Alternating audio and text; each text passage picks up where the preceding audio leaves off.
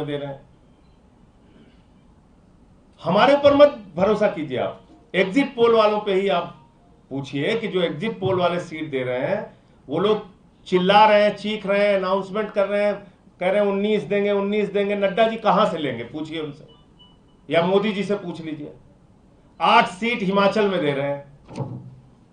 हिमाचल वाले कह रहे हैं भैया हमारे यहां परसीमन नहीं हुआ, अभी 4 ही बची हैं। तो नड्डा जी तो हिमाचल के रहने वाले, उनसे पूछ लीजिए कि हिमाचल वाले आपको एग्जिट पोल में 8 सीटें देना चाह रहे हैं, कहां से लेंगे नड्डा जी, पूछ लीजिए उनसे। उत्तराखंड में 5 सीट है, 6 सीट दे रहे हैं। तो आप, अच्छा आप कैमरा बिना लगाए पूछ लीजिएगा नड्डा जी से या मोदी जी से कि तमिलनाडु में आपको 37% वोट शेयर मिल रहा है सर। तो अगर वो आपकी हां में भी हां मिला दे बगैर कैमरे के तो मैं मान जाऊंगा। 27% वोट शेयर केरल में दे रहे हैं। ये भारती जी हमारे केरल के प्रभारी थे, 27% वोट शेयर, बताओ वहां पे बीजेपी को मिल रहा है।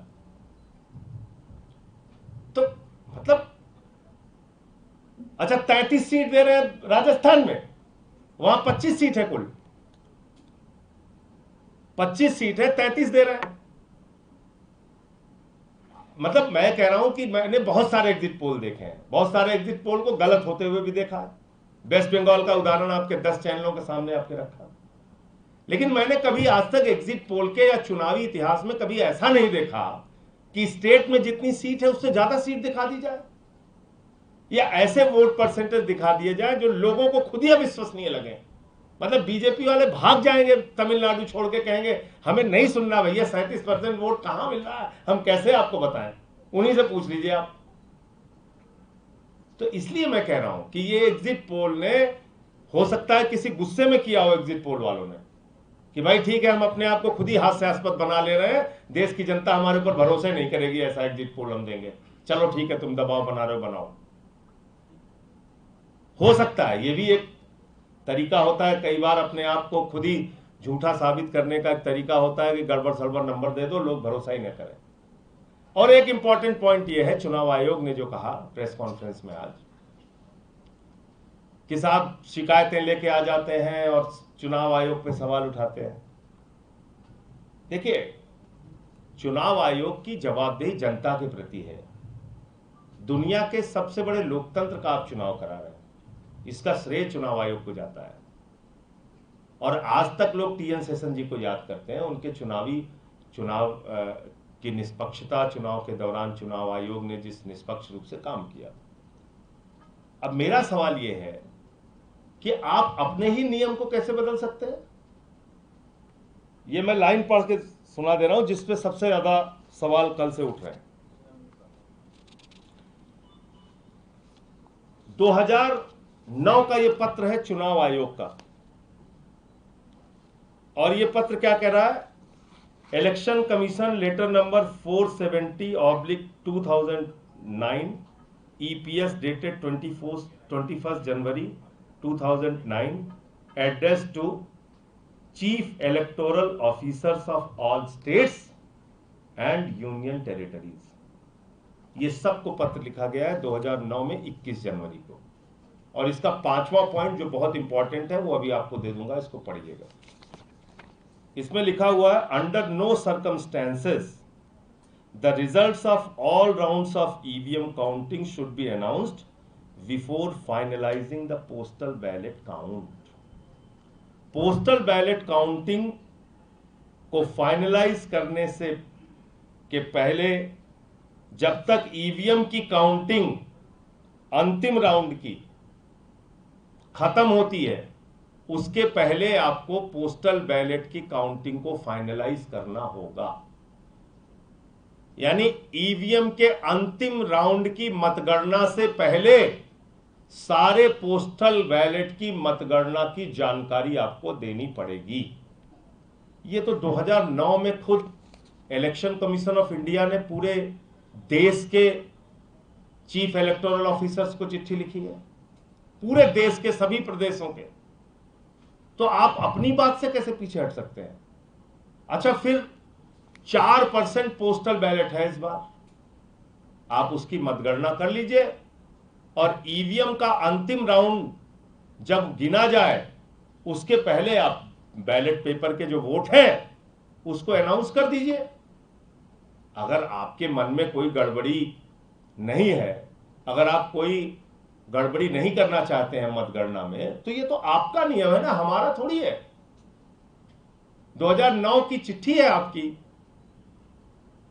तो इसमें आपने लिखा हुआ है कि भाई ईवीएम के अंतिम राउंड की गिनती के पहले पोस्टल बैलेट की गिनती पूरी तरह से संपन्न की जाएगी और उसकी घोषणा की जाएगी। हम सारे लोग जानते हैं ईवीएम का पहला राउंड खत्म हुआ, उसका रिजल्ट अनाउंस होता है। दूसरा राउंड खत्म हुआ, उसका रिजल्ट अनाउंस होता है। 19वां राउंड खत्म हुआ, उसका रिजल्ट अनाउंस होता है। 25वां राउंड खत्म हुआ, उसका रिजल्ट अनाउंस होता है।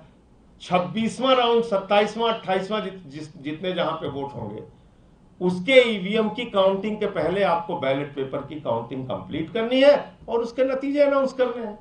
इतनी तो बात कह रहा है इंडिया गठबंधन। कल जो हमारा प्रतिनिधि मंडल मिला था, इसमें क्या गलत कह रहा है? देखिए क्या है, और ये लिखा भी क्यों है, पूरा पत्र पढ़िएगा। इसमें लिखा है कि कई बार एक वोट से भी जीत हार होती है। ऐसे परिस्थिति में पोस्टल बैलेट की मतगणना बहुत महत्वपूर्ण हो जाती है।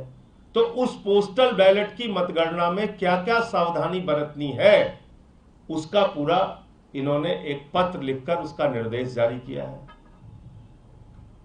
और उसमें लिखा हुआ है साफ तौर पे कि जब आप अंतिम ईवीएम के राउंड की मतगणना करेंगे, उसके पहले पोस्टल बैलेट की मतगणना खत्म करनी पड़ेगी और उसके परिणाम घोषित करने पड़ेंगे। तो वो हम फिर दोहरा रहे हैं मांग, और चुनाव आयोग इस बात को बिल्कुल गंभीरता से ले कि कल मतगणना जब हो रही होगी अलग अलग केंद्रों पर, तो ये सवाल हमारे कैंडिडेट निश्चित रूप से उठाएंगे। और ये आप ही का पत्र है, आप ही का नियम है, तो आपको पोस्टल बैलेट के रिजल्ट का, पोस्टल बैलेट के परिणाम का अनाउंसमेंट ईवीएम के अंतिम राउंड की मतगणना से पहले करना होगा।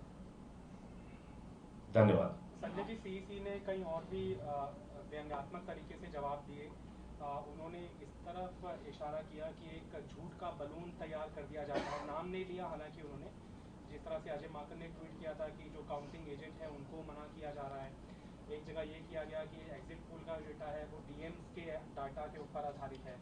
तो एक उन्होंने ये कहा कि मिस इन्फॉर्मेशन का नैरेटिव, एक तरह से टूल किट नहीं कहा, लेकिन कहा कि ये पैटर्न समझने की जरूरत है। देखिए ऐसा है कि कोई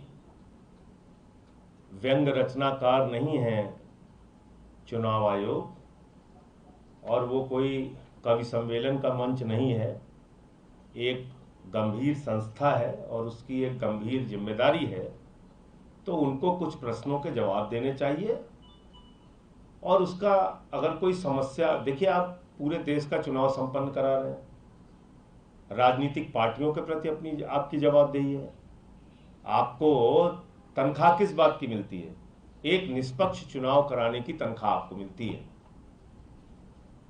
तो आपसे अगर कोई प्रश्न पूछ रहा है तो आप व्यंग क्यों मार रहे हैं भाई? आप उसका समाधान कीजिए ना। आप वहां समाधान करने बैठे हैं कि कवि सम्मेलन चलाने बैठे हैं? व्यंग कर रहे हैं, हास्य कर रहे हैं, इसके लिए थोड़ी आपकी जिम्मेदारी है। आपकी जिम्मेदारी है कि जब ये आपने खुद से 2009 में नियम बनाए, सबको पत्र लिखे, उन नियमों में बदलाव क्यों किया जा रहा है? हम लोगों को 4% पोस्टल बैलेट है संभवतः इस बार, तो 4% पोस्टल बैलेट की गिनती अंतिम राउंड के ईवीएम की गिनती से पहले घोषित होने चाहिए। बस सिंपल सी बात है।